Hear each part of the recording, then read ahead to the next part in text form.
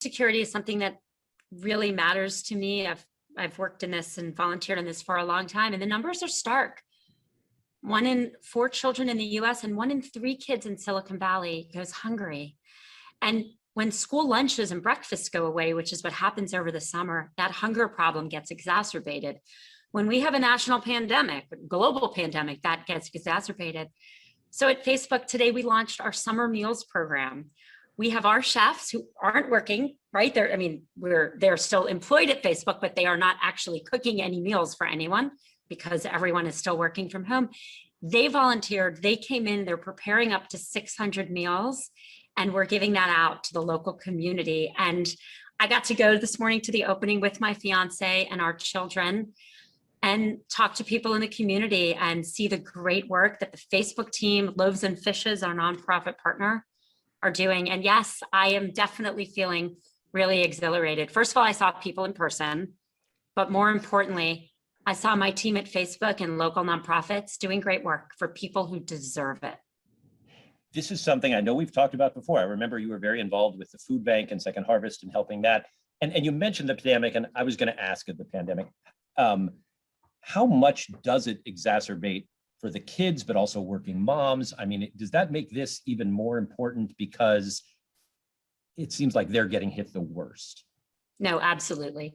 Food security is a major issue, and it got way worse during coronavirus for a whole bunch of reasons.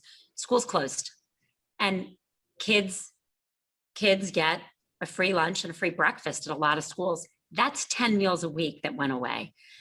Recession, the she-cession, more women out of work, more people out of work, less availability. The food bank that I volunteer with, Second Harvest, they did an amazing job, but had some real challenges. The volunteer workforce, no one was coming in. Inability, where would they distribute food? A lot of large centers where you would all congregate and do things to distribute. So it got more expensive to distribute food, and then it got more difficult. And that as the need was growing. So I'm really proud of Facebook and my company and our teams for stepping up. And I think so many companies around the world and around our country have stepped up. And these are the moments where we need to step up. We have to step up for our communities. I was going to ask because we've all, and you've been removed from these people, not only the Facebook staff, but the chefs. And I love that you brought them up. And what was it like to see them in action and know that they're stepping up like this? I mean, these are employees of the company saying, let's do this. It's important to you, but it sounds like it's something that is a little broader than just you. Oh no, this came from them.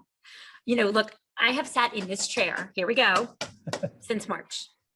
Today was the first day that I did a work event outside my own home. And it was the first day some of our chefs were back. And it was the first day some of our Facebook community team was together. We had our masks on, we took a picture. But what really mattered in that moment was the work that those teams are doing to support the community. Earlier this year, we turned one of our Menlo Park outside into a vaccination center. And we helped vaccinate over 4,000 people. And this morning, I met the head nurse from the community who ran that program. And what I saw today was a bunch of people who work at Facebook, a bunch of people who work at local nonprofits, caring about the local community. And that was a wonderful thing. And the food distribution was awesome. We were giving out big boxes of fruits and vegetables. I think everyone knows that fruits and vegetables are expensive. It's not just food insecurity, it's food quality. And then homemade prepared meals by the Facebook chefs, all wrapped up and packaged, ready to go. One thing that really warmed my heart is as our community members were coming in, we greeted them by thanking them for coming. And many of them said, I'm here, but my neighbor wasn't able to come. Can I take an extra box? Can I take an extra packet of meals home for my neighbors? And that also felt so good. We said a very enthusiastic yes, but the boxes are heavy and we tried to help them carry it to their car.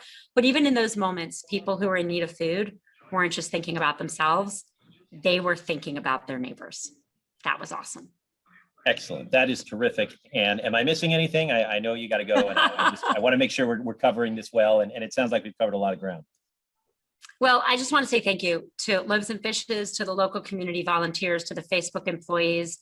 and to this community. We get through these trying times together. Everyone deserves food. Everyone deserves to know where their next meal is coming from.